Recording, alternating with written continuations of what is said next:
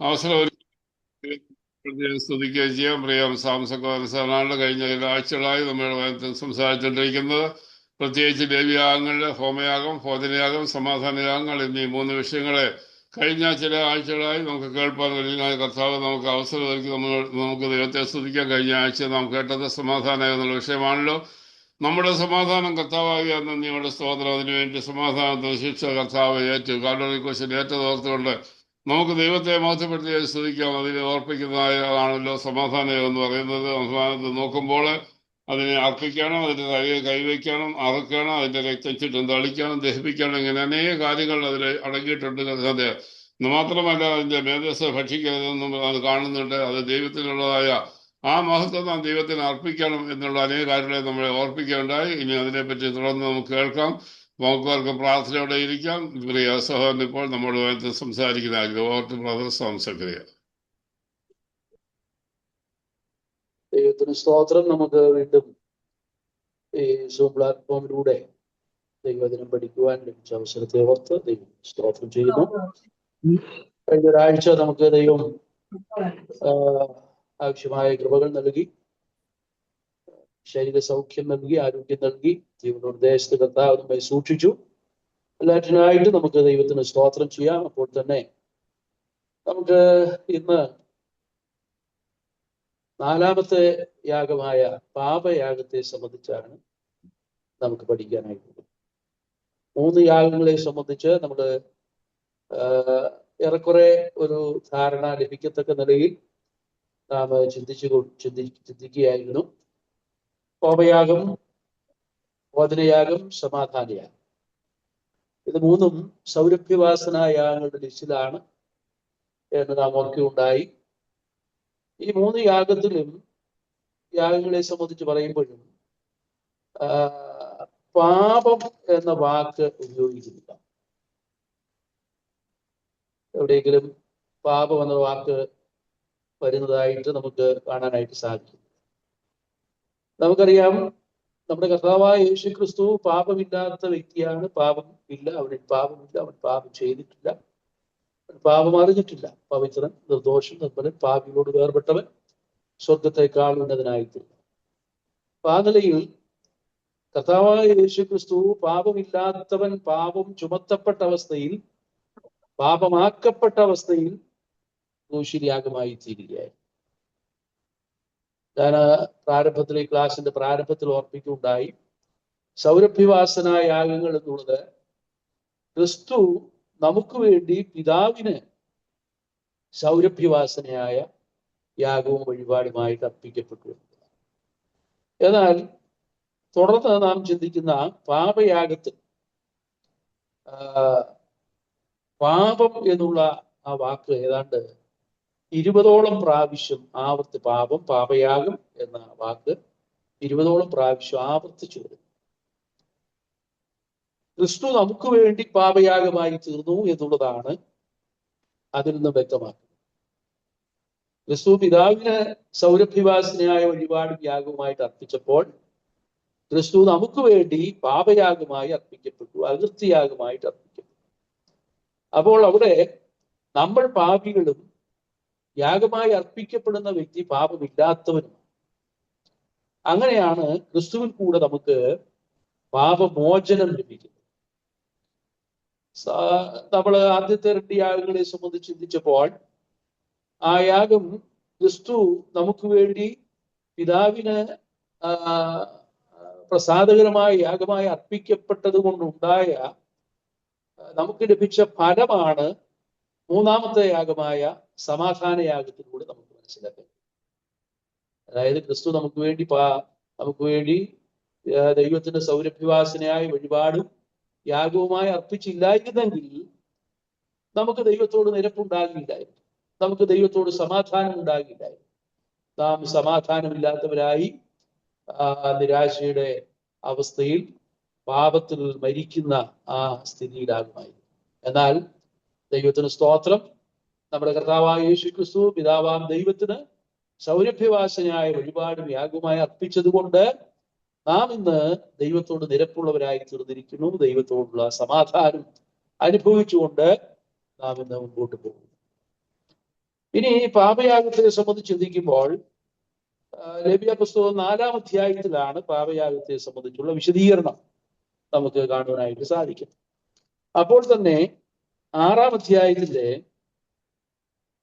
24 മുതലുള്ള വാക്യങ്ങളിൽ പാപയാഗത്തിന്റെ ഒരു കണ്ടിന്യൂവേഷൻ എന്നുള്ള നിലയിൽ അതിന്റെ ചില പ്രമാണങ്ങളെ സംബന്ധിച്ച് നമുക്ക് കാണാനായിട്ട് സാധിക്കും. അപ്പോൾ 4-ാം അധ്യായത്തിന്റെ പ്രാരംഭമായിട്ട് പാപയാഗത്തെ സംബന്ധിച്ചുള്ള പഠനത്തിന്റെ ആരംഭം എന്നുള്ള നിലയിൽ 4-ാം അധ്യായത്തിന്റെ ആരംഭ ഭാഗം നമുക്ക് ഒന്ന് വായിച്ചു കേൾക്കാം.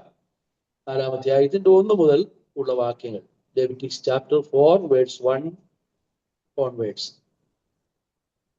യഹോവ പിന്നെയും മോശയോട് അരുളി ചെയ്തത്, നീ ഇസ്രായേൽ മക്കളോട് പറയേണ്ടത് എന്തെന്നാൽ, ചെയ്യരുതെന്ന് യഹോവ കൽപ്പിച്ചിട്ടുള്ള വല്ല കാര്യത്തിലും ആരെങ്കിലും അബദ്ധവശാൽ പിഴച്ച് ആ വക വല്ലതും ചെയ്താൽ, അഭിഷിക്തനായ പുരോഹിതൻ ജനത്തിന്മേൽ കുറ്റം വരത്തക്കവണ്ണം പാപം ചെയ്തു എങ്കിൽ, താൻ ചെയ്ത പാപം നിമിത്തം അവൻ യഹോവയ്ക്ക് പാപയാഗമായി ഊനമില്ലാത്ത ഒരു കാളക്കിടാവിനെ അർപ്പിക്കണം. അവൻ ആ കാളയെ സമാധാന കൂടാരത്തിന്റെ വാതിക്കൽ യഹോവയുടെ സന്നിധിയിൽ കൊണ്ടുവന്ന് കാളയുടെ തലയിൽ കൈവച്ച് യഹോവയുടെ സന്നിധിയിൽ കാളയെ അറുക്കണം. അഭിഷിക്തനായ പുരോഹിതൻ കാളയുടെ രക്തം കുറെ എടുത്ത് സമാഗമന കൂടാരത്തിൽ കൊണ്ടുവരണം. പുരോഹിതൻ രക്തത്തിൽ വിരൽ മുക്കി യഹോവയുടെ സന്നിധിയിൽ വിശുദ്ധ മന്ദിരത്തിന്റെ തിരിശിലേക്ക് മുമ്പിൽ 7 പ്രാവശ്യം തളിക്കണം. പുരോഹിതൻ രക്തം കുറെ യഹോവയുടെ സന്നിധിയിൽ സമാഗമന കൂടാരത്തിലുള്ള സുഗന്ധവർഗത്തിൽ ധൂപപീഠത്തിന്റെ കുമ്പുകളിൽ പുരട്ടണം. കാളയുടെ ശേഷം രക്തം മുഴുവനും സമാഗമന കൂടാരത്തിന്റെ വാതിക്കലുള്ള ഹോമയാഗപീഠത്തിന്റെ ചോട്ടിൽ ഒഴിച്ചു കളയണം. മതിയാകും. നമുക്ക് അതിന്റെ താഴോട്ടുള്ള കാര്യങ്ങൾ നമ്മൾ പഠിച്ചു വരുമ്പോൾ നമുക്ക് വേണമെങ്കിൽ ആ ഭാഗം നമുക്ക് വായിക്കാവുന്നതാണ്. സമയലാഭത്തിന് വേണ്ടി നമുക്ക് ഈ പ്രാരംഭ ഭാഗങ്ങൾ തിരുവഴുത്തിൽ നിന്ന് വായിച്ചു കേൾപ്പിച്ചു എന്ന് മാത്രമേ ഉള്ളൂ. ഇതിൽ നമുക്ക് ഈ പാപയാഗത്തെ സംബന്ധിച്ച് പഠിക്കുവാൻ തുടങ്ങുമ്പോൾ പാപത്തിന്റെ സാർവലൗകികത നമുക്കിവിടെ ബോധ്യമാകും. നമുക്ക് അതിന്റെ 4-ാം അധ്യായത്തിന്റെ പ്രാരംഭ ഭാഗത്ത് നാം വായിക്കുകയുണ്ടായി, ചെയ്യരുതെന്ന് യഹോവ കൽപ്പിച്ചിട്ടുള്ള വല്ല കാര്യത്തിലും ആരെങ്കിലും അബദ്ധവശാൽ പിഴച്ച് ആ വക വല്ലതും ചെയ്താൽ, അഭിഷിക്തനായ പുരോഹിതൻ ജനത്തിന്മേൽ കുറ്റം വരത്തക്കവണ്ണം പാപം ചെയ്തു എങ്കിൽ, താൻ ചെയ്ത പാപം നിമിത്തം അവൻ യഹോവയ്ക്ക് പാപയാഗമായി ഊനമില്ലാത്ത ഒരു കാളക്കിടാവിനെ അർപ്പിക്കണം. അപ്പൊ 4-ാം അധ്യായത്തിന്റെ 1-2 വാക്യങ്ങളിൽ ഒരു പുരോഹിതൻ പാപം ചെയ്താൽ പാപയാഗം അർപ്പിക്കണം എന്നാണ് കാണുന്നത്. അപ്പോൾ തന്നെ നമ്മൾ അതിന്റെ 12-ാമത്തെ വാക്യം 13-ാമത്തെ വാക്യം പരിശോധിച്ചാൽ അവിടെ നാം ഇങ്ങനെ വായിക്കുന്നു, ഇസ്രായേൽ സഭ മുഴുവനും അബദ്ധവശാൽ പിഴയ്ക്കുകയും ആ കാര്യം സഭയുടെ കണ്ണിനും മറഞ്ഞിരിക്കുകയും ചെയ്യരുതെന്ന് യഹോവ കൽപ്പിച്ചിട്ടുള്ള വല്ല കാര്യത്തിലും അവർ പാപം ചെയ്ത് കുറ്റക്കാരായി തീരുകയും ചെയ്താൽ, ചെയ്ത പാപം അവർ അറിയുമ്പോൾ സഭ ഒരു കാളക്കിടാവിനെ പാപയാഗമായി അർപ്പിക്കണം. അപ്പോൾ ഇവിടെ 2 കൂട്ടരെ നാം കണ്ടു. ഒന്ന്, അഭിഷിക്തനായ പുരോഹിതൻ. അവൻ പാപം ചെയ്താൽ ഒരു ഊനമില്ലാത്ത കാളക്കിടാവിനെയാണ് അർപ്പിക്കേണ്ടത്. അടുത്തത്, ഇസ്രായേൽ സഭ മുഴുവനും അബദ്ധവശാൽ പിഴച്ചു, ചെയ്യരുതെന്ന് കൽപ്പിച്ചിട്ടുള്ള കാര്യങ്ങൾ ചെയ്ത് അബദ്ധവശാൽ ചെയ്ത് കുറ്റക്കാരനായി തീർന്നാൽ ഇസ്രായേൽ സഭയ്ക്ക് വേണ്ടി ഒരു കാളക്കിടാവിനെ വേർതിരിക്കുകയും ആ കാളക്കിടാവിനെ പാപയാഗമായി അർപ്പിക്കുകയും ചെയ്യും. ഇനി അതിന്റെ 22-ാമത്തെ വാക്യം നോക്കുകയും 22-ാമത്തെ വാക്യം അവിടെ നാം ഇങ്ങനെ വായിക്കുന്നു, ഒരു പ്രമാണി പാപം ചെയ്യുകയും ചെയ്യരുതെന്ന് തന്റെ ദൈവമായ യഹോവ കൽപ്പിച്ചിട്ടുള്ള വല്ല കാര്യത്തിലും അബദ്ധവശാൽ പിഴച്ചു കുറ്റക്കാരനായി തീരുകയും ചെയ്താൽ അവൻ ചെയ്ത പാപം അവന് ബോധ്യമായി എങ്കിൽ അവൻ ഊനമില്ലാത്ത ഒരു ആൺ കോലാടിനെ വഴിപാടായി കൊണ്ടുവരണം. അപ്പോൾ ഇവിടെ ഒരു പ്രമാണി പാപം ചെയ്താൽ ആ പ്രമാണിക്ക് വേണ്ടി ഒരാൺ കോലാടിനെ പാപയാഗമായി, ഊനമില്ലാത്ത ഒരാൺ കോലാടിനെ പാപയാഗമായിട്ട് അർപ്പിക്കുകയാണ്. അടുത്തത് 27-ാമത്തെ വാക്യം. 27-ാം വാക്യത്തിൽ ദേശത്ത് ജനത്തിൽ ഒരുത്തൻ ചെയ്യരുതെന്ന് യഹോവ കൽപ്പിച്ചിട്ടുള്ള വല്ല കാര്യത്തിലും അബദ്ധവശാൽ പിഴച്ചു കുറ്റക്കാരനായി തീർന്നാൽ പാപം അവന് ബോധ്യമായി എങ്കിൽ അവൻ ചെയ്ത പാപനിമിത്തം ഊനമില്ലാത്ത ഒരു പെൺകോലാടിനെ വഴിപാടായി കൊണ്ടുവരണം. അപ്പോൾ നമ്മള് 4 വിധത്തിലുള്ള 4 തലത്തിലുള്ള കൂട്ടർക്ക് വേണ്ടിയിട്ട് അല്ലെങ്കിൽ ആളുകൾക്ക് വേണ്ടിയിട്ട് പാപയാഗം അർപ്പിക്കുന്നതിനെ സംബന്ധിച്ചാണ് നമ്മൾ വായിക്കുന്നത്. ഒന്നാമത് ഒരു പുരോഹിതൻ. പുരോഹിതൻ തെറ്റാവരമില്ലാത്ത വ്യക്തിയല്ല. പുരോഹിതനും പാപി ആണ്, പാപത്തിൽ ജനിച്ച വ്യക്തിയാണ്. പുരോഹിതന് ഒരു യാഗം അർപ്പിക്കുമ്പോൾ ആദ്യം തന്റെ പാപത്തിന് വേണ്ടി യാഗം അർപ്പിച്ചതിന് ശേഷം മാത്രമേ ജനത്തിന്റെ പാപങ്ങൾക്ക് വേണ്ടി യാഗം അർപ്പിക്കുവാൻ വ്യവസ്ഥയുള്ളൂ. എന്നാൽ നമ്മുടെ കർത്താവായ യേശുക്രിസ്തു മാത്രമാണ് അതിൽ നിന്ന് വ്യത്യസ്തനായിരിക്കുന്നത്. എബ്രായ ലേഖനം പഠിക്കുമ്പോൾ യേശു കർത്താവ് പാപം ചെയ്തിട്ടില്ലാത്തത് കൊണ്ട്, അവനിൽ പാപമില്ലാത്തത് കൊണ്ട് തന്റെ പാപത്തിന് വേണ്ടി അല്ലെങ്കിൽ സ്വന്തം പാപങ്ങൾക്ക് വേണ്ടി യാഗമർപ്പിക്കേണ്ട ആവശ്യം ഇല്ല. കർത്താവായ യേശുക്രിസ്തുവിന്റെ യാഗം, ക്രൂശുമരണം മറ്റുള്ളവർ അർപ്പിച്ചിരുന്ന യാഗത്തിൽ നിന്ന് തികച്ചും വ്യത്യസ്തമാണ് എന്ന് ഇവിടെ നിന്ന് നമുക്ക് ഗ്രഹിക്കുവാനായിട്ട് സാധിക്കും. അപ്പോൾ പുരോഹിതൻ പാപം ചെയ്യാൻ സാധ്യതയുണ്ട്. പുരോഹിതനും പാപജടത്തിൽ ജീവിക്കുന്ന വ്യക്തിയാണ്, പാപം ചെയ്യാൻ സാധ്യതയുണ്ട്. അങ്ങനെ ഒരു പുരോഹിതൻ പാപം ചെയ്താൽ അവൻ ഊനമില്ലാത്ത ഒരു കാളക്കിടാവിനെയാണ് യാഗമർപ്പിക്കേണ്ടത്. രണ്ടാമത്തെ കൂട്ടർ എന്ന് പറയുന്നത് ഇസ്രായേൽ സഭ മുഴുവനും. ഒരുപക്ഷെ ഒരു കാര്യത്തിൽ സഭ മുഴുവനും തെറ്റി, അത് വിശുദ്ധ വസ്തുക്കൾ സംബന്ധിച്ചുള്ളതായ സമാഗമന കൂടാരത്തോടുള്ള ബന്ധത്തിൽ വിശുദ്ധ വസ്തുക്കൾ സംബന്ധിച്ചുള്ളതായ പാപമായിരിക്കാം, തെറ്റായിരിക്കാം. നമുക്കറിയാം ദാവീദിന്റെ കാലത്ത് നിയമപ്പെട്ടകം ചുമന്നുകൊണ്ടു പോകാതെ കാളവണ്ടിയിൽ കൊണ്ടുപോയിട്ട് ആ കാള വിരണ്ടപ്പോൾ അവിടെ ആ നിയമപ്പെട്ടകം താഴെ വീഴാൻ തുടങ്ങിയപ്പോൾ ഉസ്സ കയറി പിടിക്കുകയും ഉസ്സ അവിടെ വെച്ച് മരിച്ചു വീഴുകയും ചെയ്ത സംഭവം നമുക്ക് ഓർമ്മയുണ്ട്. അത് സഭ മൊത്തത്തിൽ ഉള്ളൊരു പാപമായിട്ട് വേണമെങ്കിൽ പരിഗണിക്കാം. അപ്പോൾ അതുപോലെയുള്ളതായിരിക്കുന്ന സഭയിൽ ഇസ്രായേൽ സഭ മുഴുവൻ പാപം ചെയ്താൽ ആ ഇസ്രായേൽ സഭയ്ക്ക് വേണ്ടിയിട്ട് ഊനമില്ലാത്ത ഒരു കാളക്കിടാവിനെ യാഗമർപ്പിക്കണം. അതുപോലെ സമൂഹത്തിൽ അല്പം ഉയർന്ന നിലവാരം പുലർത്തുന്ന വ്യക്തിയാണ് പ്രമാണി. സാധാരണക്കാരിൽ നിന്ന് വ്യത്യസ്തനാണ്. സാധാരണക്കാരിൽ നിന്ന് വ്യത്യസ്തനായ ഒരു വ്യക്തി, ഒരു പ്രമാണി പാപം ചെയ്താൽ ഒരു പക്ഷേ ധനം കൊണ്ടും പേരുകൊണ്ടും പ്രശസ്തി കൊണ്ടും ഒക്കെ പ്രമാണിയായിരിക്കുന്ന വ്യക്തിയായിരിക്കാം, കുടുംബശ്രേഷ്ഠത കൊണ്ടൊക്കെ പ്രമാണിയായിരിക്കാം. പക്ഷേ പ്രമാണി പാപം ചെയ്താൽ അവന് ഊനമില്ലാത്ത ഒരു ആൺ കോലാടിനെയാണ് യാഗമായിട്ട് അർപ്പിക്കേണ്ടത്.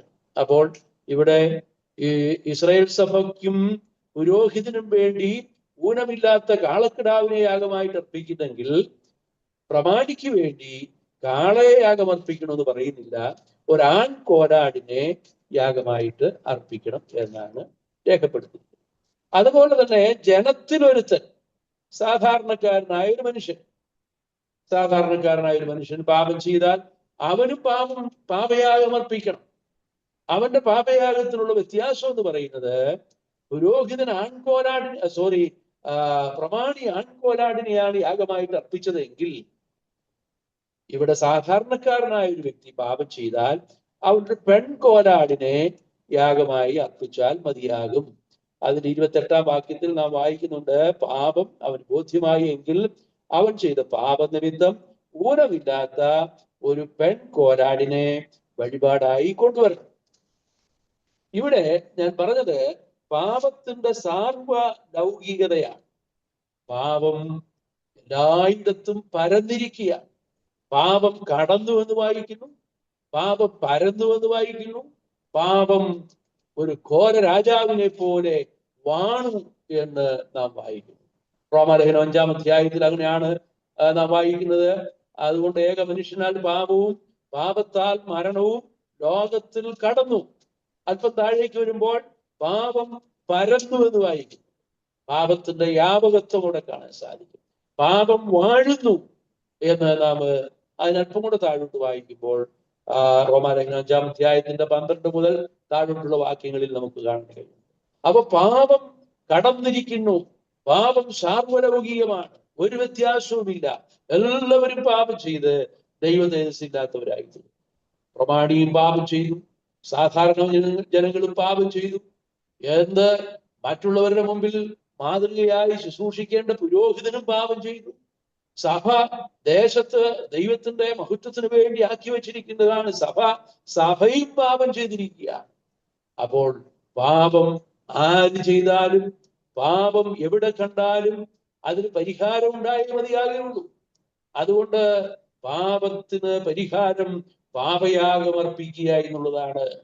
ആ നിലയിൽ പാപയാഗത്തെ സംബന്ധിച്ച് നാം തുടർന്ന് ചിന്തിക്കുമ്പോൾ ഇവിടെ പാപത്തിന്റെ സാർവലൗകികത എന്നുള്ളതാണ് ഒന്നാമത് നാം മനസ്സിലാക്കുന്നത്. രണ്ടാമത്, അബദ്ധവശാൽ പാപം ചെയ്താൽ 4-ാം അധ്യായത്തിന്റെ 2-ാം വാക്യത്തില് 13, 22, 27 ഈ വാക്ക് ആവർത്തിച്ചു വരുന്നുണ്ട്.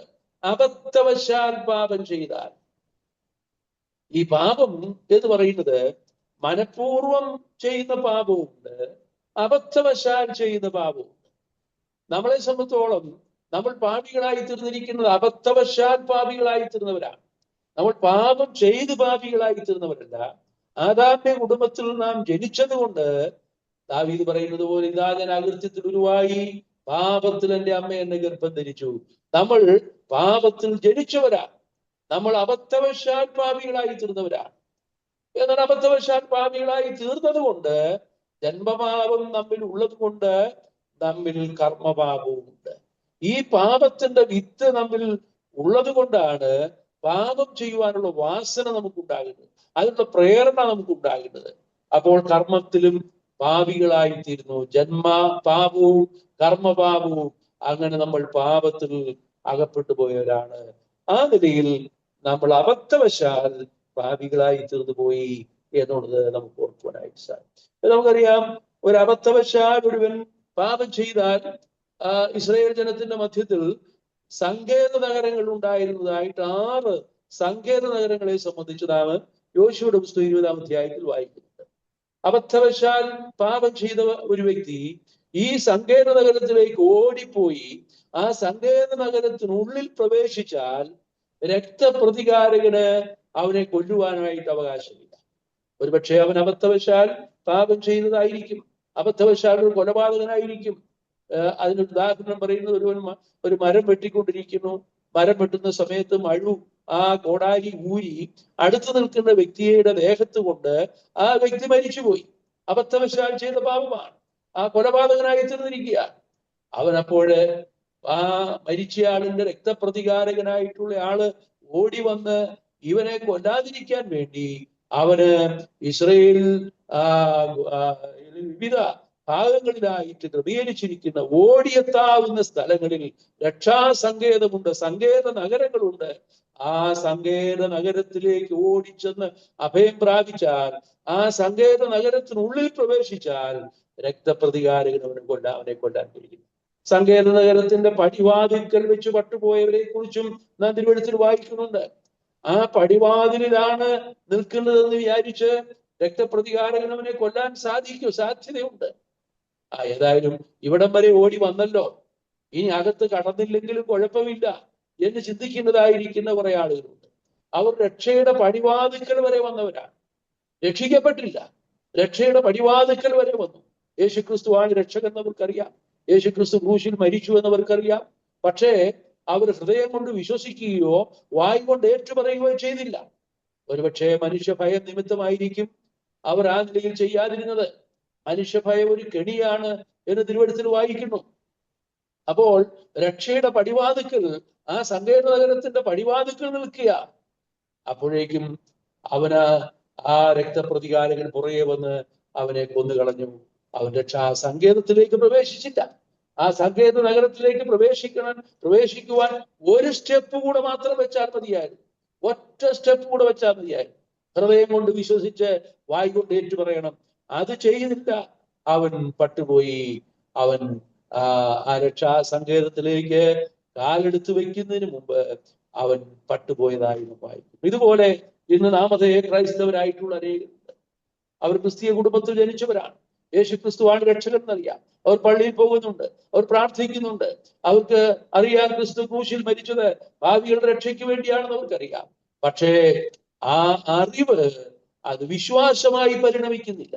അറിവ് ചീർപ്പിക്കുന്നതാണ്. അറിവ് എല്ലാവർക്കും ഉണ്ട്.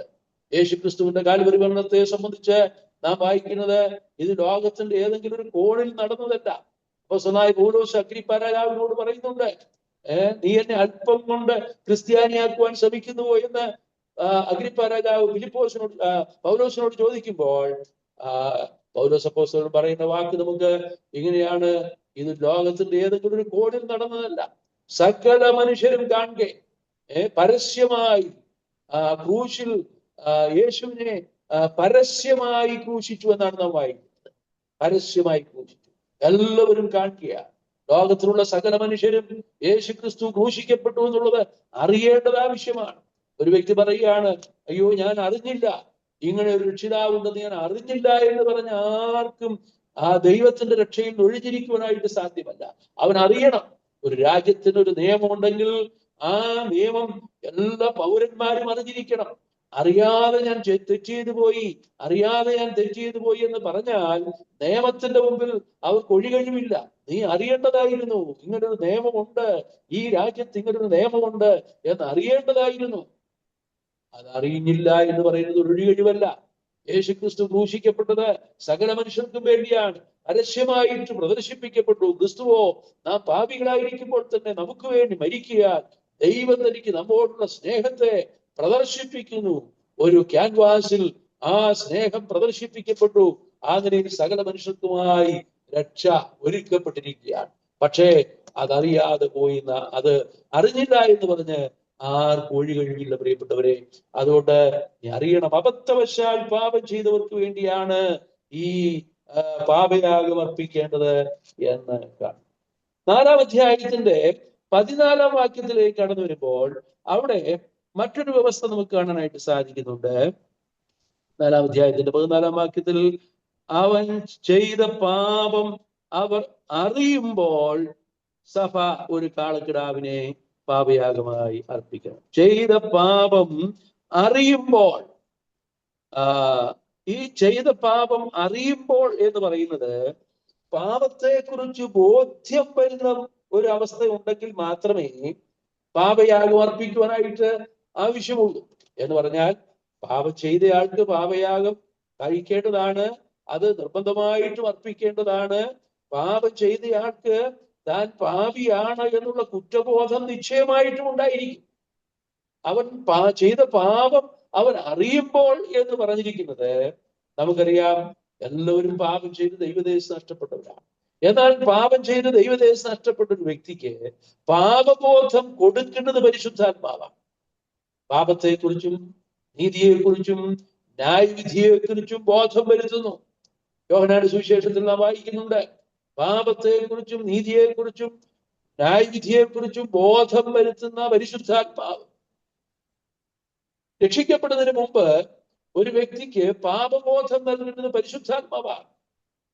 ഈ ഒരു പാപിയാണ്, പാപിയായി ജനിച്ചൊരു വ്യക്തിയാണ്, പാപം ചെയ്ത ദൈവദേശം നഷ്ടപ്പെട്ട ഒരു വ്യക്തിയാണ്. നീ നിന്റെ പാപത്തിൽ തുടർന്നാൽ നീ നിന്റെ പാപത്തിൽ മരിക്കും. എന്നാൽ നീ പാപത്തിൽ മരിക്കേണ്ട ആവശ്യമില്ല. നിന്റെ പാപത്തിന് പരിഹാരമായി ഒരു യാഗം നടന്നു. പാപമില്ലാത്ത പരിശുദ്ധൻ നിനക്ക് വേണ്ടി ക്രൂശിൽ യാഗമായി തീർന്നിട്ടുണ്ട്. നിനക്ക് വിശ്വസിച്ചാൽ, ആ ക്രിസ്തുവിന്റെ യാഗമരണത്തിൽ വിശ്വസിച്ചാൽ നിനക്ക് പാപമോചനം ലഭിക്കും. അതാണ് പരിശുദ്ധാത്മാവ് പാപത്തെക്കുറിച്ചും നീതിയെക്കുറിച്ചും ന്യായവിധിയെക്കുറിച്ചും ബോധം വരുത്തുന്നു പറഞ്ഞിരിക്കുന്നത്. എന്താണ് പാപം? എന്താണ് പാപം? പാപം എന്ന് പറയുന്നത് നമ്മൾ സാധാരണ മനസ്സിലാക്കുന്നത് പാപം എന്ന് പറയുന്നത് 10 കൽപ്പന ലംഘനമാണ് പാപം എന്നാണ് നമ്മൾ മനസ്സിലാക്കുന്നത്, സാധാരണ നമ്മൾ മനസ്സിലാക്കിയിരിക്കുന്നത്. എന്നാൽ അതെല്ലാം പാപത്തിന്റെ ലിസ്റ്റിൽപ്പെട്ട കാര്യമാണ്, പാപത്തിന്റെ ഫലങ്ങളാണെന്നല്ല. എന്നാൽ പാപം എന്ന് പറയുന്നത് നാം തിരുവെഴുത്തിൽ വായിക്കുന്നത് യോഹന്നാന്റെ സുവിശേഷം 16-ാം അധ്യായത്തിൽ പാപത്തെക്കുറിച്ചും നീതിയെക്കുറിച്ചും ന്യായവിധിയെക്കുറിച്ചും ബോധം വരുന്നത് പറയുമ്പോൾ 16-ാം അധ്യായത്തിന്റെ 9-ാം വാക്യത്തിൽ നാം വായിക്കുന്നത്, അവർ എന്നിൽ വിശ്വസിക്കായക കൊണ്ട് പാപത്തെക്കുറിച്ചും, അവർ എന്നിൽ വിശ്വസിക്കായക കൊണ്ട് പാപത്തെക്കുറിച്ചും. അപ്പോൾ എന്താണ് പാപം? അടിസ്ഥാനപരമായ പാപം എന്ന് പറയുന്നത് എന്താണ്? അവർ ദൈവത്തെ വിശ്വസിക്കുന്നില്ല, ദൈവോരിക്ക രക്ഷാമാർഗത്തിൽ അവർ വിശ്വസിക്കുന്നില്ല. അവിശ്വാസമാണ് ഏറ്റവും ആദ്യത്തെ പാപം. ഞാൻ ഈ ക്ലാസ്സിലാണോ അതോ മറ്റൊരു സ്ഥലത്താണോ എന്ന് എനിക്ക് ഞാൻ ഓർക്കുന്നില്ല. പലപ്പോഴും നമ്മൾ എന്താണ് പാപം, ആദ്യത്തെ പാപം, ഹൗവ ചെയ്ത പാപം എന്താണ്? ഹൗവ ചെയ്ത പാപം എന്താണെന്ന് ചോദിച്ചാൽ ആ പാപം എന്ന് പറയുന്നത് അനുസരണക്കേടാണ് എന്ന് സാധാരണ നിലയിൽ നമ്മൾ പറയും. അതെ, അനുസരണക്കേടാണ്. അനുസരണക്കേട് കാണിച്ചു, ദൈവത്തോട് കൽപ്പന ലംഘിച്ചു, ദൈവത്തിന്റെ വാക്ക് അനുസരിക്കാതെ പിശാചിന്റെ വാക്ക് അനുസരിച്ചു. എന്നാൽ ദൈവത്തെക്കാൾ കൂടുതൽ പിശാചിനെ അനുസരിക്കുവാനുള്ള കാരണം അവർ ദൈവത്തെ അവിശ്വസിച്ചു എന്നുള്ളതാണ്. അല്ലേ? ദൈവം പറഞ്ഞത് എന്താ? ഈ വൃക്ഷഫലം തിന്നുന്ന നാളിൽ നീ മരിക്കും. പിശാച് പറഞ്ഞതെന്താ? പിശാച് പറഞ്ഞു, നീ ഈ വൃക്ഷഫലം തിന്നാൽ നീ മരിക്കുകയില്ല നിശ്ചയം, നീ ദൈവത്തെ പോലെയാകും, നിന്റെ കണ്ണു തുറക്കും. ആ നിലയിൽ ദൈവത്തെ അവിശ്വസിച്ചു, പിശാചിനെ വിശ്വസിച്ചു. അതാണ് പാപം. അപ്പോൾ ദൈവത്തിലുള്ള അവിശ്വാസമാണ് ആദ്യത്തെ പാപം. അവിശ്വാസമാണ് അനുസരണക്കേടിലേക്ക് നയിച്ചത് എന്ന് നമുക്ക് മനസ്സിലാക്കാൻ കഴിയും. അപ്പോൾ ഇവിടെ അബദ്ധവശാൽ പാപം ചെയ്തു എന്ന് പറയുമ്പോൾ ആ വ്യക്തി ചെയ്ത പാപം അവൻ അറിയണം. ഞാനൊരു പാപം ചെയ്തിരിക്കുന്നു, ഞാൻ പാപിയാണ്, എനിക്കൊരു പാപയാഗം അർപ്പിക്കേണ്ട ആവശ്യമുണ്ട് എന്ന് അവന് പാപബോധം ഉണ്ടാകണം. അങ്ങനെ പാപബോധം ഉണ്ടാകുന്ന ഒരു വ്യക്തിക്ക് മാത്രമേ പാപയാഗം അർപ്പിക്കുവാനായിട്ട് സാധിക്കൂ. ദൈവത്തിന്റെ പരിശുദ്ധാത്മാവ് പാപത്തെക്കുറിച്ചും നീതിയെക്കുറിച്ചും ന്യായവിധിയെക്കുറിച്ചും ബോധം വരുത്തുമ്പോൾ പാപം ചെയ്യുന്ന ഒരു വ്യക്തിക്ക് പാപബോധം ഉണ്ടാകുകയും, കർത്താവായ യേശുവേ, ഞാൻ പാപിയാണ്, എന്റെ പാപത്തിന്റെ ശിക്ഷയാണ് അങ്ങ് ക്രൂശിൽ അനുഭവിച്ചത്, ഞാൻ അനുഭവിക്കേണ്ട ആ പാപത്തിന്റെ ശമ്പളമായ മരണം അവിടുന്ന് എനിക്ക് പകരമായിട്ട് അനുഭവിച്ചു. ഞാൻ അനുഭവിക്കേണ്ട പാപത്തിന്റെ ശിക്ഷ അവിടുന്ന് എനിക്ക് വേണ്ടി അനുഭവിച്ചത് കൊണ്ട് എനിക്ക് പാപത്തിന്റെ ശിക്ഷയിൽ നിന്ന് വിടുതലുണ്ട്. ഞാനിപ്പോൾ എന്റെ പാപത്തിന് പരിഹാരകനായി തീർന്ന, എന്നെ രക്ഷിക്കുവാൻ എനിക്ക് വേണ്ടി ക്രൂശിൽ യാഗമായി തീർന്ന അങ്ങയെ ഞാൻ വിശ്വസിക്കുന്നു. എന്റെ രക്ഷകനും എന്റെ കർത്താവും ദൈവവുമായിട്ട് എന്റെ ഹൃദയത്തിലേക്ക് സ്വീകരിക്കുന്നു എന്ന് വിശ്വാസത്താൽ പരിശുദ്ധാത്മ സഹായത്തോടുകൂടെ ഏറ്റുപറഞ്ഞ് യേശുവിനെ ഉള്ളത്തിലേക്ക് സ്വീകരിക്കണം. അപ്പോൾ ആ വ്യക്തി രക്ഷിക്കപ്പെടുകയാണ്. ഹൃദയം കൊണ്ട് നീതിക്കായി വിശ്വസിക്കുകയും വായ് കൊണ്ട് രക്ഷയ്ക്കായി ഏറ്റുപറയുകയും ചെയ്യുന്നു. ആ നിലയിലാണ് ഒരു വ്യക്തി രക്ഷിക്കപ്പെടുന്നത്. അപ്പോൾ പാപത്തിന്റെ സാർവലൗകികത, പാപം എല്ലായിടത്തുമുണ്ട്. പാപം ചെയ്തതിൽ പാപികളായി തീർന്നു എന്ന് പറയുന്നത് അബദ്ധവശാലാണ്. അവൻ ചെയ്ത പാപം അറിയുമ്പോൾ, പാപത്തെക്കുറിച്ച് ബോധം വരുമ്പോൾ അവൻ കർത്താവിനെ രക്ഷകനും കർത്താവുമായി ഹൃദയത്തിൽ സ്വീകരിക്കണം. പാപിക്ക് വേണ്ടി ഒരു സ്വർഗീയ കരുതലുണ്ട് എന്നുള്ളത് നമുക്ക് ഇവിടെ നിന്ന് മനസ്സിലാക്കാനായിട്ട് സാധിക്കും. പാപം ചെയ്യാത്തവരാരുമില്ല, എന്നാൽ പാപത്തിന് പരിഹാരമുണ്ട്. തെറ്റ് ചെയ്യാത്തവരാരുമില്ല, തെറ്റിന് പരിഹാരമുണ്ട്. ആ സ്വർഗീയ കരുതലാണ് ഇവിടെ പാപയാഗം എന്നുള്ള നിലയിൽ നമുക്ക് മനസ്സിലാക്കാൻ കഴിയും. നമ്മളെല്ലാവരും പാപം ചെയ്തവരാണ്, അല്ലെങ്കിൽ എല്ലാവരും പാപികളാണ്. പാപത്തിന്റെ ശമ്പളമായ മരണം നാം ഏറ്റുവാങ്ങേണ്ടവരാണ്, രണ്ടാം മരണത്തിന് ഓഹരിക്കാരാണ്. എന്നാൽ കർത്താവ് ഇങ്ങനൊരു പാപയാഗമായി തീർന്നില്ലായിരുന്നെങ്കിൽ നമ്മുടെ അവസ്ഥ എന്താകുമായിരുന്നു? നമുക്കിന്ന് ശരണത്തിനായി ഓടിച്ചെല്ലുവാൻ ഒരു അഭയസ്ഥാനമുണ്ട്, ഒരു രക്ഷാസങ്കേതമുണ്ട്. നമുക്ക് വിശ്വാസത്തോടുകൂടെ കർത്താവിന്റെ അഭയം പ്രാപിക്കുവാനായിട്ട് സാധിക്കും. അങ്ങനെ ഒരു പാപയാഗം ഇതാ ദൈവം മുന്നമേ തന്നെ ഒരുക്കിയിരിക്കുന്നു എന്നുള്ളത് ദൈവത്തിന് നമ്മോടുള്ള വലിയ കരുതലിനെയാണ് നമുക്കിവിടെ കാണുവാനായിട്ട് സാധിക്കുന്നത്. ഇവിടെ നമ്മുടെ കർത്താവായ യേശു ക്രിസ്തു നമുക്ക് വേണ്ടി മനസ്സോടെ മരക്കുരിശ് ചുമന്നു എന്ന് നമുക്ക് മനസ്സിലാക്കാൻ കഴിയും. യോഹന്നാന്റെ സുവിശേഷം 1-29 വാക്യത്തിൽ എന്താ പറയുന്നത്? ഇതാ ലോകത്തിന്റെ പാപം ചുമക്കുന്ന ദൈവത്തിന്റെ കുഞ്ഞാണ്. ഇവിടെ പാപയാഗത്തോടുള്ള ബന്ധത്തില് അതിന്റെ നടപടിക്രമങ്ങളൊക്കെ നമ്മൾ വായിക്കുന്നുണ്ട്. മറ്റു യാഗങ്ങളിലേതുപോലൊക്കെ തന്നെയാണ് ഏറെക്കുറെ നമുക്കത് കാണാൻ കഴിയുന്നത്. ഊനമില്ലാത്ത കാളക്കിടാവായിരിക്കണം, യഹോവയുടെ സന്നിധിയിൽ കൊണ്ടുവരണം, അവൻ കാളയുടെ തലയിൽ കൈവയ്ക്കണം, കാളയെ അറുക്കണം, കാളയുടെ രക്തം കുറെ തിരശ്ശീലയ്ക്ക് മുമ്പിൽ 7 പ്രാവശ്യം തളിക്കണം, രക്തം വിശുദ്ധ സ്ഥലത്തുള്ള ധൂപപീഠത്തിന്റെ കൊമ്പുകളിൽ പുരട്ടണം, ശേഷം രക്തം യാഗപീഠത്തിന്റെ ചുവട്ടിൽ ഒഴിച്ചു കളയണം, മേധസ്സെല്ലാം യാഗപീഠത്തിൽ ദഹിപ്പിക്കണം, കാളയുടെ ശേഷം ഭാഗം അതിന്റെ തോലും ചാണകവും അതുപോലുള്ളതായിരിക്കുന്ന കാര്യങ്ങളെല്ലാം പാളയത്തിന് പുറത്ത് വെണ്ണീരിടുന്ന സ്ഥലത്ത് കൊണ്ടുപോയി അത് മുഴുവൻ ചുട്ടുകളയണം. ഈ പ്രമാണങ്ങളൊക്കെ നമുക്ക് ഇതിന്റെ ഓരോരോ ഭാഗങ്ങളിലായിട്ട് നമുക്ക് കാണാൻ കഴിയുന്നുണ്ട്. അപ്പോൾ വ്യത്യാസമായിട്ടുള്ള 1-2 കാര്യങ്ങളുണ്ട്. അത് ഞാൻ തുടർന്ന് സംസാരിക്കുമ്പോൾ അത് ഓർപ്പിക്കുവാനായിട്ട് ആഗ്രഹിക്കുന്നുണ്ട്. അപ്പോൾ ഇവിടെ നമ്മുടെ കർത്താവായ യേശുക്രിസ്തു പാപയാഗമായി തീർന്നെന്ന് പറയുമ്പോൾ നമ്മുടെ പാപം ചുമന്നുകൊണ്ട് ക്രൂശിന്മേൽ കയറി, പാപം ചുമന്നുകൊണ്ട് ലോകത്തിന്റെ പാപം ചുമക്കുന്ന ദൈവത്തിന്റെ കുഞ്ഞാണ്. ഈ പാപയാഗത്തിന്റെ തലയിൽ കൈവച്ച് പാപം ചുമത്തിയതുപോലെ നമ്മുടെ കർത്താവായ യേശുക്രിസ്തു നമ്മുടെ പാപം ചുമന്നുകൊണ്ട് ക്രൂശിന്മേൽ കയറി. പാപമാക്കപ്പെട്ടു എന്നുള്ള പ്രയോഗം നാം കൊരിന്ത്യർ 2 ലേഖനം 5-21 വാക്യത്തിൽ വായിക്കുന്നുണ്ട്. അവൻ നമുക്ക് വേണ്ടി പാപം ആക്കപ്പെട്ടു. പാപം അറിയാത്തവനെ നാം അവനിൽ ദൈവത്തിന്റെ നീതിയാകേണ്ടതിന് നമുക്ക് വേണ്ടി പാപം ആക്കപ്പെട്ടു. പാപം ആക്കപ്പെട്ടു. എബ്രായലേഖനം 13 11-12 വാക്യങ്ങളിൽ പാളയത്തിന് പുറത്ത് കഷ്ടമനുഭവിച്ചു എന്ന് വായിക്കുന്നു. പാളയത്തിന് പുറത്ത് കഷ്ടമനുഭവിച്ചു. 1 പത്രോസ് 2 24 വാക്യത്തിൽ പാപം വഹിച്ചു എന്ന് വായിക്കുന്നുണ്ട്. പാപം വഹിച്ചു.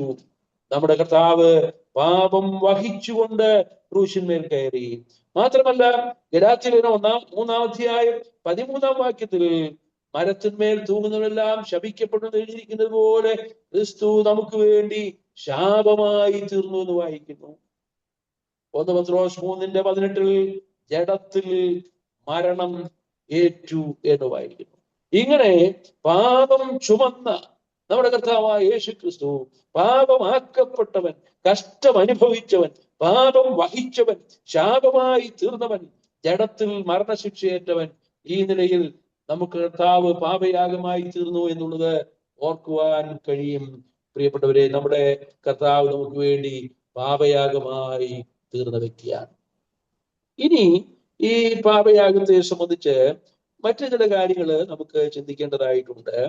അത് പ്രധാനമായിട്ട് ഒരു പാപയാഗം ഭക്ഷിക്കണം എന്ന് പറഞ്ഞിരിക്കുന്ന ചില കാര്യങ്ങളുണ്ട്. പാപയാഗം ഭക്ഷിക്കണം. നമുക്കതിന്റെ 6-ാം അധ്യായത്തിലേക്ക് ഒന്ന് കടന്നു വരാം. 6-ാം അധ്യായത്തിന്റെ 24 മുതലുള്ള വാക്യങ്ങൾ ആർക്കെങ്കിലും ഒന്ന് വായിച്ചു സഹായിക്കാമോ? യഹോവ പിന്നെയും മോശയോട് അരുളി ചെയ്തത്, നീ അഹരോനോടും പുത്രന്മാരോടും പറയേണ്ടത് എന്തെന്നാൽ, പാപയാഗത്തിന്റെ പ്രമാണമാവിത്. ഹോമയാഗ മൃഗത്തെ അറക്കുന്ന സ്ഥലത്ത് വെച്ച് പാപയാഗ മൃഗത്തെയും യഹോവയുടെ സന്നിധിയിൽ അർക്കണം. അത് അതിവിശുദ്ധം. പാപത്തിനു വേണ്ടി അത് അർപ്പിക്കുന്ന പുരോഹിതൻ അത് തിന്നണം. സമാധാന കൂടാരത്തിന്റെ പ്രകാരത്തിൽ ഒരു വിശുദ്ധ സ്ഥലത്ത് വെച്ച് അത് തിന്നണം. അതിൻ്റെ മാംസം തൊടുന്നവൻ എല്ലാം വിശുദ്ധനായിരിക്കണം. അതിൻ്റെ രക്തം ഒരു വസ്ത്രത്തിൽ തെറിച്ചാൽ അത് വീണത് ഒരു വിശുദ്ധ സ്ഥലത്ത് വെച്ച് കഴുകണം. അത് വേവിച്ച മൺപാത്രം ഉടച്ചു കളയണം. ചെമ്പുകലത്തിൽ വേവിച്ചു എങ്കിൽ അത് തേച്ച് മഴക്കി വെള്ളം കൊണ്ട് കഴുകണം. പുരോഹിതൻ കുലത്തിലെ ആണുങ്ങളൊക്കെയും അത് തിന്നണം. അത് അതിവിശുദ്ധം. എന്നാൽ വിശുദ്ധ മന്ദിരത്തിൽ പ്രായശ്ചിത്തം കഴിപ്പാൻ സമാഗമന കൂടാരത്തിനകത്ത് രക്തം കൊണ്ടുവരുന്ന പാപയാഗത്തെ തിന്നരുത്. അത് തീയിലിട്ട് ചുട്ടുകളയണം. ഓക്കെ, അപ്പൊ ഇവിടെ പാപയാഗം ഭക്ഷിക്കണം. ഈ പാപയാഗം ഭക്ഷിക്കണമെന്ന് പറഞ്ഞിരിക്കുന്നത് മേധസ് ദൈവത്തിന് അർപ്പിക്കുകയാണ്. എന്നാൽ പാപയാഗം ഭക്ഷിക്കേണ്ടതും ഉണ്ട്, ഭക്ഷിക്കേണ്ടാത്തതും ഉണ്ട്. അവിടെ രണ്ട് കാര്യങ്ങൾ അവിടെ രണ്ടും വ്യക്തമായിട്ട് പറഞ്ഞിട്ടുണ്ട്. എന്നാൽ വിശുദ്ധ മന്ദിരത്തിൽ പ്രായശ്ചിത്തം കഴിപ്പാൻ സമാഗമന കൂടാരത്തിനകത്ത് രക്തം കൊണ്ടുവരുന്ന പാപയാഗത്തെ തിന്നരുത്, അത് തീരിട്ട് ചുട്ടുകളയണം. അപ്പൊ ഈ വിശുദ്ധ സ്ഥലത്തേക്ക് രക്തം കൊണ്ടുവന്നത് ആരുടെയൊക്കെ പാപത്തിന്റെ പരിഹാരത്തിനാണ്? നമ്മളത് കണ്ടതാണല്ലോ. വിശുദ്ധ മന്ദിരത്തിന്റെ 4-ാം അധ്യായത്തിന്റെ 6-ാം വാക്യം, പുരോഹിതൻ രക്തത്തിൽ വിരൽ മുക്കി യഹോവയുടെ സന്നിധിയിൽ വിശുദ്ധ മന്ദിരത്തിന്റെ തിരശീലയ്ക്ക് മുമ്പിൽ 7 പ്രാവശ്യം തളിക്കണം. ഇത് ആർക്ക് വേണ്ടിയിട്ടുള്ളതാ? പുരോഹിതന് വേണ്ടിയിട്ടുള്ളതാണ്.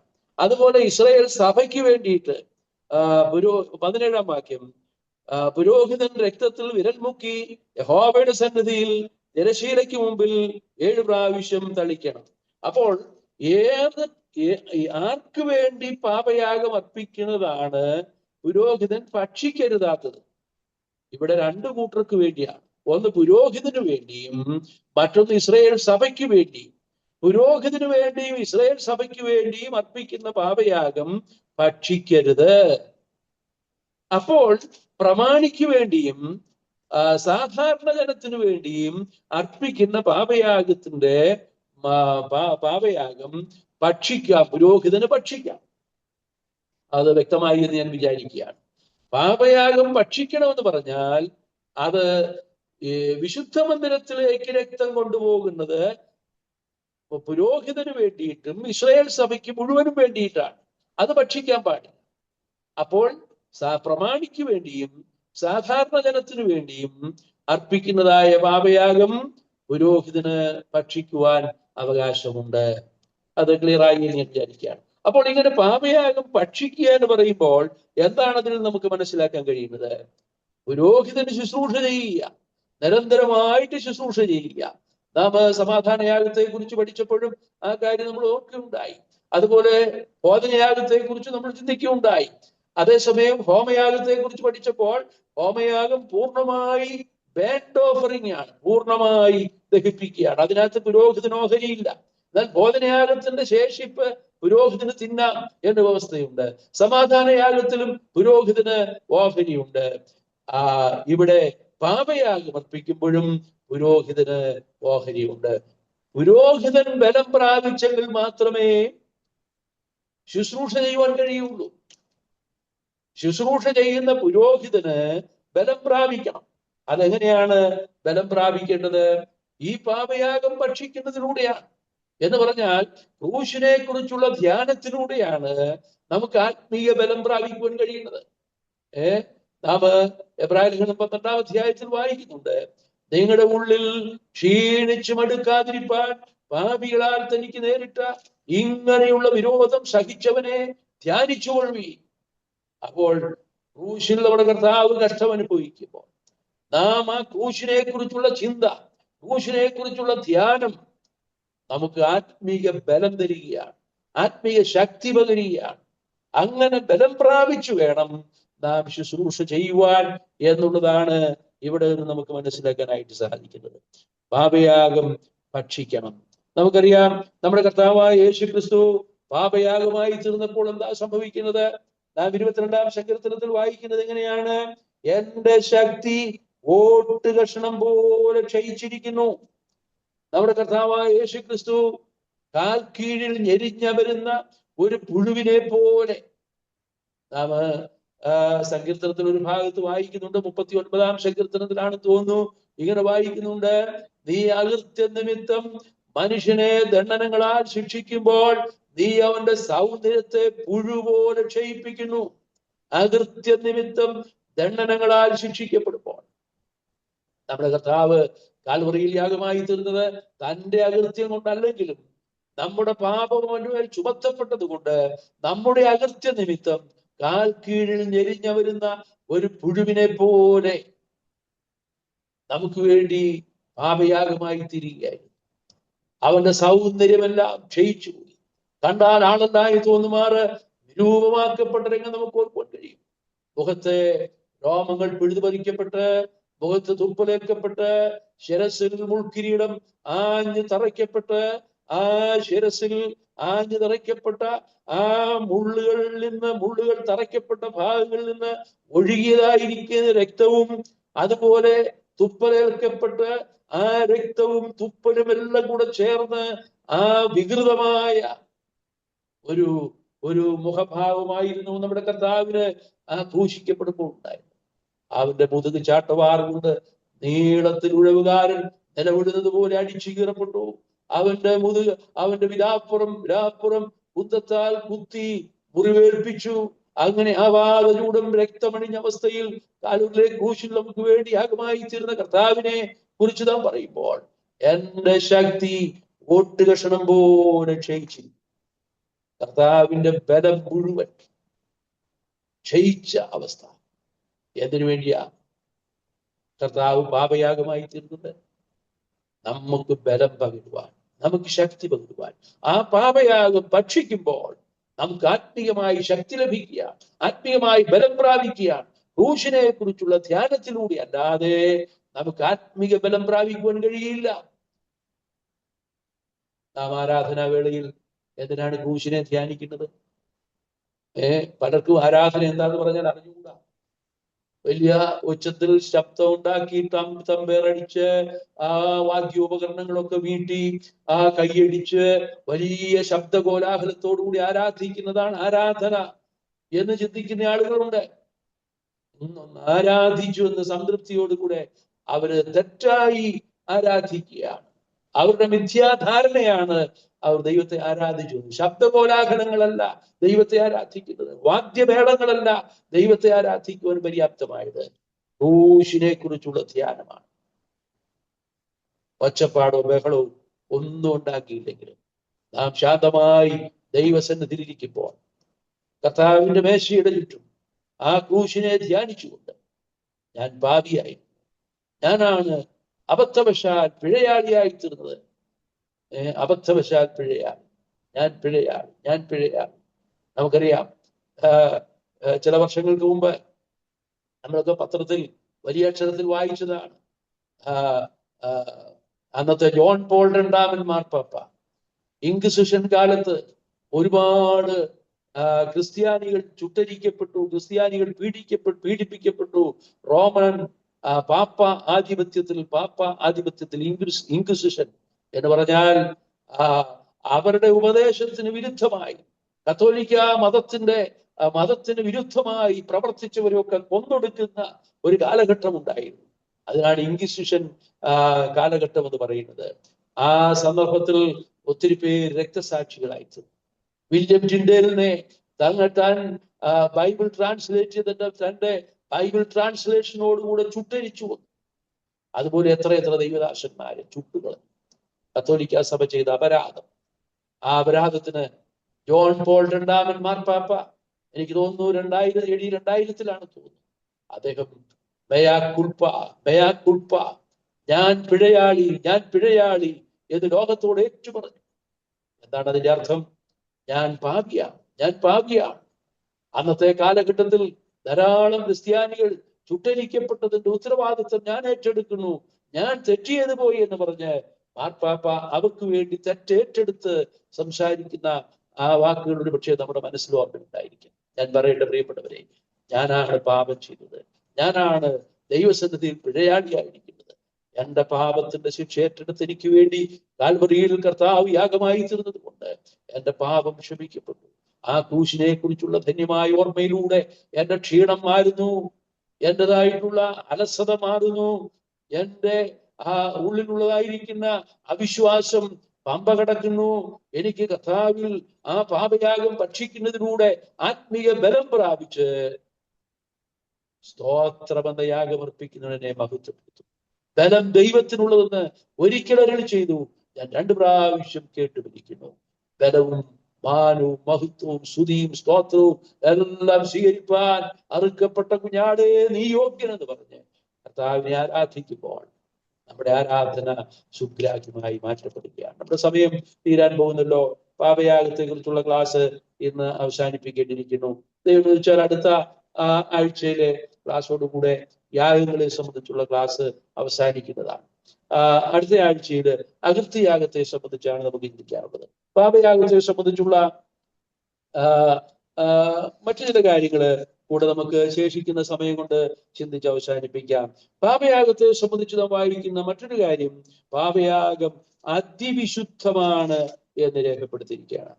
അതിവിശുദ്ധമാണ് എന്ന് പറഞ്ഞാൽ പാപം അറിയാത്തവനെ നമുക്ക് വേണ്ടി പാപമാക്കി എന്നാണ് നാം വായിക്കുന്നത്.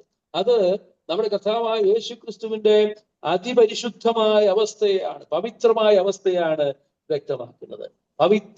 പവിത്രനായ, നിർദോഷനായ, നിഷ്കളങ്കനായ ദൈവകുഞ്ഞാട് യാഗമാക്കി തീർക്കപ്പെട്ടതുകൊണ്ട് പാപയാഗം അതിവിശുദ്ധമാണ്. ഈ പാപയാഗത്തോടുള്ള ബന്ധത്തിൽ മറ്റൊരു പ്രധാനമായ കാര്യം എന്ന് പറയുന്നത്, പാപയാഗം അത് വേവിച്ചതായിരിക്കുന്ന, അത് പാചകം ചെയ്തതായിരിക്കുന്ന മൺപാത്രങ്ങൾ ഉടച്ചു കളയണം. നമ്മള് ലേവ്യാപുസ്തകം 6-ാം അധ്യായത്തില് നമ്മളിത് വായിച്ചല്ലോ.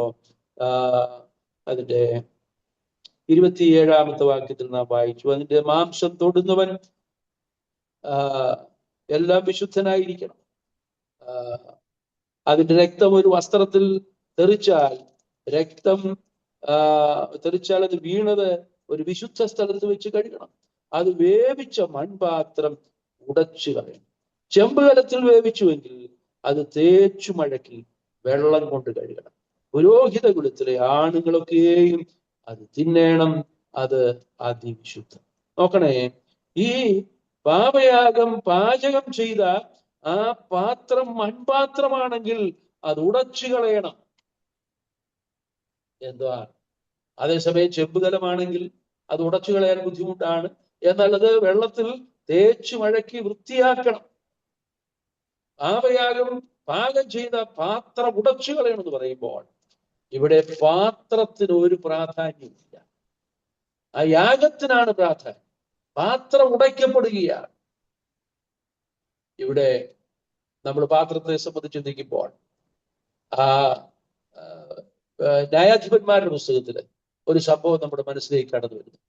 ഗിദെയോൻ മിഥ്യാന്യരുമായ യുദ്ധത്തിൽ ഏർപ്പെടുമ്പോൾ ഗിദെയോൻ ഒരു ആയുധം പോലും ഉപയോഗിക്കാതെയാണ് മിഥ്യാന്യരെ പരാജയപ്പെടുത്തിയത്. എങ്ങനെയാ പരാജയപ്പെടുത്തിയത് നമുക്കറിയാം. 30,000 പേര് ഗിദെയോനോടുകൂടി യുദ്ധത്തിന് പോയതാ. പക്ഷേ ഇത്രയൊന്നും ആവശ്യമില്ല, ഇത് വളരെ കൂടുതലാണ്. അതുകൊണ്ട് അവരെ ജനത്തിന് വെള്ളത്തിലേക്ക് നടത്തണമെന്ന് പറഞ്ഞു. ആ നിലയിൽ വെള്ളത്തിന്റെ അരിയിലേക്ക് അവരെ നടത്തി. വെള്ളം നക്കി കുടിച്ചവരെ വേർതിരിക്കണമെന്ന് പറഞ്ഞു. 300 പേരാണ് ആ നിലയിൽ നക്കി കുടിച്ചവര്. ആ 300 പേരുടെ കയ്യിൽ ഗിദെയോൻ കൊടുത്തത് ഒരു കുടവും അതിനുള്ളിലൊരു പന്തവും. ഒരു കുടവും ഒരു മൺകുടവും അതിനുള്ളിലൊരു പന്തവും. എന്താ ഇത് വ്യക്തമാക്കുന്നത്? ഞാനതിൽ നിന്ന് മനസ്സിലാക്കിയിട്ടുള്ളത് ഇങ്ങനെയാണ്. ഈ മൺകുടത്തിൽ ഒരു പന്തം, ഒരു വെളിച്ചം മറച്ചു വെച്ചിട്ടുണ്ട്. അതിനുദ്ദേശമുണ്ട്. അതിന്റെ ഉദ്ദേശം എന്ന് പറയുന്നത്, അർദ്ധരാത്രി സമയത്ത് മിഥ്യാന്യ സൈന്യം മുഴുവൻ അവര് ഉറക്കത്തിലാണ്. ഇസ്രായേൽ ജനം ഈ അർദ്ധരാത്രി സമയത്ത് അവിടെ വരും എന്ന് യാതൊരു നിശ്ചയവുമില്ല. അവര് ആ നിലയിൽ അവര് ഉറക്കത്തിലാണ്. ആ സന്ദർഭത്തിലാണ് ഗിദെയോനും ദൈവത്തിനും വേണ്ടി എന്നുള്ള നിലയിൽ ഗിദെയോനോടൊപ്പമുള്ള 300 പേര് അവരുടെ കുടത്തിൽ പന്തം മറച്ചു വെച്ചിരിക്കുകയാണ്. ആ പന്തത്തിന്റെ പ്രകാശം പുറത്തേക്ക് വരാതെ വണ്ണം ഈ കുടത്തിൽ ഒളിച്ചു വെച്ചിരിക്കുകയാണ്. സമയമായപ്പോൾ ഗിദെയോനും ദൈവത്തിനും വേണ്ടി എന്ന് പറയുമ്പോൾ ഈ 300 കുടങ്ങളും ഒരുമിച്ച് ഉടയ്ക്കപ്പെടുകയാണ്. ഈ 300 കുടങ്ങളിൽ മറയ്ക്കപ്പെട്ടിരിക്കുന്ന പന്തം വലിയ തീഗോളമായി മാറ്റപ്പെടുകയാണ്. അപ്പോഴേക്കും മിഥ്യാന്യ സൈന്യം ഉറക്കത്തിന്റെ കെട്ടുവിട്ട് ചാടിപ്പിടഞ്ഞ് എഴുന്നേറ്റ് നോക്കിയപ്പോൾ ഇതാ ശത്രു സൈന്യം പാളയത്തിൽ കടന്നു വന്നിരിക്കുന്നു എന്ന് പറഞ്ഞ് അവർ പരസ്പരം വെട്ടി മരിച്ചു. ഒരായുധം പോലും പ്രയോഗിക്കുന്നു. കുടത്തിൽ മറച്ചു വെച്ച പന്തം ഇതാ ആടി പ്രകാശിക്കുകയാണ്, ശത്രുവിനെ പരാജയപ്പെടുത്തുവാൻ. ഇവിടെ എന്താ സംഭവിച്ചത്? നമ്മുടെ കർത്താവായ യേശു ക്രിസ്തു ഇതാ താൻ തകർക്കപ്പെട്ട രംഗം നമുക്ക് ഓർക്കുവാനായിട്ട് സാധിക്കും. ആ തകർക്കപ്പെട്ടു എന്ന് പറഞ്ഞാൽ അക്ഷരാർത്ഥത്തിൽ തന്നെ നമ്മുടെ കർത്താവ് തകർക്കപ്പെടുകയായിരുന്നു അല്ലേ? അവനെ തകർത്ത് കളവാൻ യഹോവയ്ക്ക് ഇഷ്ടം തോന്നി. ആ മൺകുടം ഉടയ്ക്കപ്പെട്ടു. താൻ ദൈവരൂപത്തിലിരിക്കെ ദൈവത്തോടുള്ള സമത്വം മുറുകെ പിടിച്ചോളണമെന്ന് വിചാരിക്കാതെ ദാസരൂപം എടുത്ത് വേഷത്തിൽ മനുഷ്യനായി മരണത്തോളം, ക്രൂശിലെ മരണത്തോളം തന്നെ അനുസരണമുള്ളവനായി തീർന്നു. ആ മൺപാത്രം ഉടയ്ക്കപ്പെട്ടു. എന്നാൽ മൂന്നാം നാൾ ഉയർത്തണം. നമ്മുടെ കർത്താവ് നമുക്ക് വേണ്ടി എന്റെ പിതാവിന്റെ സന്നിധിയിൽ നമുക്കായി ജീവിക്കുന്നു. പ്രിയരെ, നാം ഇതുപോലെ ഈ അത്യന്ത ശക്തി നമുക്ക് മൺപാത്രങ്ങളിലാണ് പകരപ്പെട്ടിരിക്കുന്നത്. നമ്മുടെ മൺപാത്രം ഇത് തകരപ്പെടേണ്ടതാണ്. ഈ ശരീരം ഉടഞ്ഞു പോകുന്ന ശരീരമാണ്. ഇത് ദ്രവിച്ചു പോകുന്ന ശരീരമാണ്. അതാ കർത്താവിന്റെ കാഹളനാദത്തിങ്കൽ ഈ ശരീരം വീണ്ടും ഉയർത്തെഴുന്നേൽക്കുമെന്നുള്ളത് ദൈവജനത്തിന്റെ പ്രത്യാശയാണ്. മൺപാത്രം ഉടച്ചു കളയണം. നാം ഉടയ്ക്കപ്പെട്ടെങ്കിൽ മാത്രമേ, നാം തകർക്കപ്പെട്ടെങ്കിൽ മാത്രമേ നമ്മുടെ കർത്താവ് നമ്മിൽ പ്രകാശിക്കുകയുള്ളൂ എന്നുള്ളൊരു ചിന്തയും നമുക്കിതിൽ നിന്ന് ലഭിക്കുന്നുണ്ട്. മൺപാത്രം ഉടച്ചു കളയണം. ഇങ്ങനെ പാപയാഗം ഏകസ് യാഗപീഠത്തിനും ഉടൻ പാളയത്തിന് പുറത്തേക്ക് കൊണ്ടുപോകും. നമ്മുടെ കർത്താവ് എബ്രായ ലേഖനം 13-ാം അധ്യായത്തിൽ വായിക്കുന്നത് പോലെ നമുക്ക് വേണ്ടി പാപയാഗമായി അർപ്പിക്കപ്പെട്ട ദൈവകുഞ്ഞാടിനെയാണ് നമുക്കിവിടെ കാണുവാനായിട്ട് സാധിക്കും. അതുപോലെ നാമും അവന്റെ നിന്ന ചുമന്നുകൊണ്ട് പാളയത്തിന് പുറത്ത് കഷ്ടമനുഭവിക്കുക എന്നുള്ളത് നമ്മോടുള്ള ദൈവത്തിന്റെ ആലോചനയാണ്. അവസാനമായിട്ട് ഈ ദിനം നമ്മൾ പാപയാഗം അർപ്പിച്ചാൽ എന്നാൽ അത് അവരോട് ക്ഷമിക്കും. പാപയാഗം അർപ്പിക്കുമ്പോൾ പാപം ക്ഷമിക്കപ്പെടും. ദൈവമക്കളെ, നമ്മെ സംബന്ധിച്ചോളം നമുക്ക് വേണ്ടി പാപയാഗമായി അർപ്പിക്കപ്പെട്ട നമ്മുടെ കർത്താവായ യേശുക്രിസ്തുവിനെ ഈ പാപയാഗത്തിലൂടെ പ്രഥമമായി ഓർക്കുവാനായിട്ട് സാധിക്കും. അപ്പോൾ തന്നെ നമുക്ക് നമ്മുടെ കർത്താവ് പാപയാഗമായി അർപ്പിക്കപ്പെട്ടെങ്കിൽ നാമും അവന്റെ നിന്ന ചുമന്നുകൊണ്ട് പാളയത്തിന് പുറത്ത് നമുക്ക് കർത്താവിന് വേണ്ടി കഷ്ടമനുഭവിക്കുവാനുള്ള ആഹ്വാനവും ലഭിക്കുന്നു. പാപം ആര് ചെയ്താലും, പാപം എവിടെ കണ്ടാലും അതിന് യാഗം അർപ്പിച്ചേ മതിയാകുള്ളൂ. അത് പ്രമാണിയായാലും പുരോഹിതനായാലും ഇസ്രായേൽ സഭ മുഴുവനാണെങ്കിലും അത് സാധാരണക്കാരനൊരു വ്യക്തിയാണെങ്കിലും എല്ലാവരും ഈ പാപയാഗമായി അർപ്പിക്കപ്പെട്ട കർത്താവിന്റെ അടുത്തേക്ക് വന്ന് പാപ പരിഹാരത്തിന് വേണ്ടി ആ യാഗമായി അർപ്പിക്കപ്പെട്ട കർത്താവിൽ ആശ്രയിച്ചേ മതിയാകും. എന്നാൽ അത് അവരോട് ക്ഷമിക്കും. നമുക്ക് വേണ്ടി പാപയാഗമായി തീർന്ന കർത്താവായ യേശു ക്രിസ്തുവിൽ കൂടെ നമുക്ക് ലഭിച്ച പാപക്ഷമയ്ക്കാവും നമുക്ക് ദൈവത്തിന് സ്തോത്രം ചെയ്യാം. അപ്പോൾ തന്നെ ആ ക്രൂശിനെ ധ്യാനിച്ചുകൊണ്ട് പാപയാഗം ഭക്ഷിക്കുന്ന നമ്മുടെ കർത്താവിനെ സ്നേഹിക്കുവാനും സേവിക്കുവാനും ആരാധിക്കുവാനും ഈ ചിന്തകൾ മുഖാന്തരമായി തീരട്ടെ. കർത്താവിന്റെ നാമം മഹത്വപ്പെടുന്നതാണ്.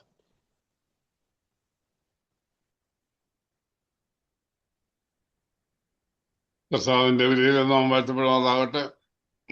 സ്വർഗത്തിൽ നിന്നേക്കും സ്ഥിരവാനത്തിൽ നിന്ന് വീണ്ടും ശ്രമിപ്പാൻ കർത്താവ് നമുക്ക് അവസരം ഒരുക്കിയവർ നമുക്ക് ദൈവത്തെ മഹത്വപ്പെടുത്തി സ്തുതിക്കുകയും ചെയ്യാം. ഇന്ന് നാം പ്രധാനമായിട്ട് കേട്ടതായ വിഷയം പാപയാഗം എന്നുള്ളതാണല്ലോ. പാപയാഗത്തെ സംബന്ധിച്ച് നോക്കുമ്പോൾ പുസ്തകം 4-ാം അധ്യായത്തിൽ പല കാര്യങ്ങളും വായിക്കുകയുണ്ടായി. പുരോഹിതൻ പാപം ചെയ്താൽ അതിന് പരിഹാരം എന്താണ്, ഇസ്രായേൽ സഭ പാപം ചെയ്താൽ അതിന് പരിഹാരം എന്താണ്, പ്രമാണി പാപം ചെയ്താൽ പരിഹാരം എന്താണ്, അതുപോലെ ജനത്തിലൊരുത്തൻ പാപം ചെയ്യാനുള്ള പരിഹാരം എന്താണ്. ഇങ്ങനെ ഓരോ വിഷയങ്ങളെ സംബന്ധിച്ച് വളരെ വ്യക്തമായിട്ട് പ്രിയ ദേവദാസൻ നമ്മെ കേൾപ്പിച്ച എല്ലാ നിങ്ങളുടെ സ്തോത്രം ചെയ്യാം. ഇതൊക്കെ കാണിക്കുന്ന ലോകത്തിന്റെ പാപത്തെ ദൈവജാനാണ് കാണുവാനായി കഴിയുന്നത്. നമുക്ക് വേണ്ടി പാപമായി തീർന്ന ആ കർത്താവിനെ ഓർക്കണം. നമുക്ക് ദൈവത്തെ മഹത്വപ്പെടുത്തി സ്തുതിക്കുകയും ചെയ്യാം. നാം ചെയ്യേണ്ട കാര്യമാണ് പാളയത്തിന് പുറത്തേക്ക് ആ പാപം നിന്നെയും ചുമന്നുകൊണ്ട് പോവുകയാണോ, അതോ ആ കർത്താവിന്റെ സാക്ഷികളായ നാമൊക്കെ ജീവിക്കണം എന്നുള്ള അനേക കാര്യങ്ങളെ ഓർപ്പിക്കുകയുണ്ടായി. കേട്ട എല്ലാ ദൈവത്തെ മഹത്വപ്പെടുത്തി സ്തുതിക്കുകയും ചെയ്യാം. വരുന്ന ആഴ്ചയിലും ഈ ക്ലാസ് തുടരുന്നതായിരിക്കും. ഇതേ ദിവസം ഇതേ സമയം ഉണ്ടായിരിക്കുന്നതാണ്. പഴയ സംസാരിച്ച പ്രിയദാസികൾ നമുക്ക് ദൈവത്തെ മഹത്വപ്പെടുത്തി സ്തുതിക്കുകയും ചെയ്യാം.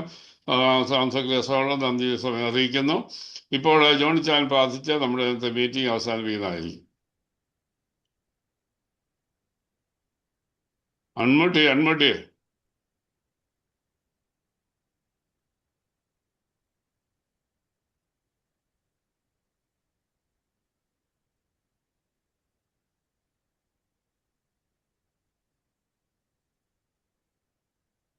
പറ്റുന്നില്ല.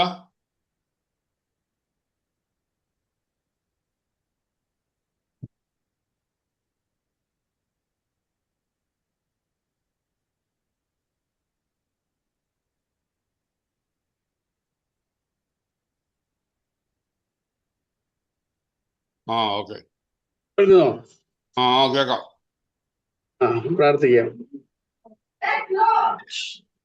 പരിശുദ്ധനായ ദൈവമേ, സ്വർഗ്ഗപിതാവേ, മനോഹരമായ രാത്രിക്കായി അങ്ങയോട് സ്തോത്രം ചെയ്യുന്നു. രാത്രിയിലും കർത്താവെ ദർശനം ചേർന്നു വന്ന് ദൈവവും ഭാഗ്യപ്രകാശമായ വചനം പഠിക്കുവാനും ഗ്രഹിക്കാനും അത് ഞാൻ ജീവിതം പ്രായോഗികമാക്കുന്ന അവസരത്തിനായിട്ട് നന്ദിയോടെ സ്തോത്രം ചെയ്യുന്നത്. ഈ കർത്താവെ സമാധാനത്തെ കുറിച്ചുള്ളതായ വ്യവസ്ഥകളെ മറ്റും ഞാൻ പഠിച്ചു. കർത്താവെ അത് ഞാൻ ജീവിതം പ്രായോഗികമാക്കി ഇടയാക്കണമെന്ന് പ്രാർത്ഥിക്കുന്നു. ഞങ്ങൾക്ക് വേണ്ടി മരിച്ച കർത്താവ് യേശു ക്രിസ്തു, കർത്താവെ പാപം ഇല്ലാത്തവൻ പാപം അറിയാത്തവൻ പാപം ചെയ്ത കർത്താവ് യേശു ഞങ്ങൾക്ക് വേണ്ടി പാപമാക്കപ്പെട്ടവർ നന്ദിയോടെ സ്തോത്രം ചെയ്യുന്നു. ഈ രാത്രി കർത്താവെ ഞങ്ങൾക്ക് വേണ്ടി മരിച്ച കർത്താവ് ഓർക്കുവാനായിട്ട് കർത്താവെ ആഴ്ച ഓർക്കുവാനാണ് സഹായിക്കുന്ന സ്തോത്രം ചെയ്യുന്നു. മാത്രമല്ല കർത്താവെ ആ കർത്താവ് ഞങ്ങൾക്ക് വേണ്ടി ബാലത്തിന് പുറത്ത് സഹിച്ചതായ കഷ്ടപ്പാട് ഓർക്കുകയാണ്. ഞങ്ങളുടെ കർത്താവ് ബാലത്തിന് പുറത്ത് കർത്താവിന് വേണ്ടി കഷ്ടം സഹിക്കുവാനായിട്ട് കർത്താവ് ഉയർത്തുവാനായിട്ട് ഇടയാക്കണമെന്ന് പ്രാർത്ഥിക്കുന്നു. കർത്താവ് ഈ രാത്രിയിൽ ജനം കേട്ട എല്ലാ പ്രിയപ്പെട്ടവർക്കായിട്ടും സ്തോത്രം ചെയ്തു. പ്രിയപ്പെട്ടവരെ അനുഗ്രഹിക്കണം, സഹായിക്കണം, അവർക്ക് അനുഗ്രഹത്തിന് കാരണമായി ഇടയാക്കണം പ്രാർത്ഥിക്കുന്നത്. കർത്താവെ പ്രത്യേകിച്ച് ഈ രാത്രി അതിനെ പ്രസവിച്ച മകന് വേണ്ടി പ്രാർത്ഥിക്കുന്നു. നീ സഹായിക്കണം, കുടുംബത്തെ അനുഗ്രഹിക്കണം, ആവശ്യങ്ങൾ കൂടെ ഇരിക്കണം. കർത്താവെ തുടർന്നുള്ള ദിവസങ്ങളും ഞാൻ പഠിക്കുവാൻ ഒരുക്കണേ എന്ന് പ്രാർത്ഥിക്കുന്നു. ഈ രാത്രി എല്ലാ പ്രിയപ്പെട്ടവരുടെയും സ്തോത്രം ചെയ്തു. പ്രിയപ്പെട്ട അനുഗ്രഹിക്കണമേ, സഹായിക്കണമേ, എല്ലാം നന്മകളും നിറയ്ക്കണം പ്രാർത്ഥിക്കുന്നു. ഇപ്പോൾ പിരിഞ്ഞു സാധ്യത നിറയ്ക്കുന്ന ഒരു താഴ്ചയും കൂടി വന്ന് കർത്താവെ വചനം പഠിക്കാതെ ഞങ്ങളെ സഹായിക്കണമേ, താഴ്ത്തി ഏൽപ്പിക്കട്ടെ, ദൈവകൃപ നിറയ്ക്കണമേ, മാനവ കർത്താവായ യേശു ക്രിസ്തുവിന്റെ വിശുദ്ധ നാമത്തിൽ രക്ഷിക്കണമേ. സ്വർഗ്ഗീയ നല്ല പിതാവേ, കർത്താവ് രക്ഷിതാവുമായ യേശു ക്രിസ്തുവിന്റെ കൃപയും പിതാവാ ദൈവത്തിന്റെ സ്നേഹവും പരിശുദ്ധരായവരും നമ്മോടും പ്രാർത്ഥിച്ച എല്ലാ വിഷയങ്ങളുടെ പേരും കേട്ട വചനത്തോടും അതിനെ പഠിപ്പിച്ച വചനോടും കുടുംബത്തോടും ഇപ്പോഴും എപ്പോഴും ഉണ്ടായിരിക്കുമാറാകണമേ. ആമേൻ.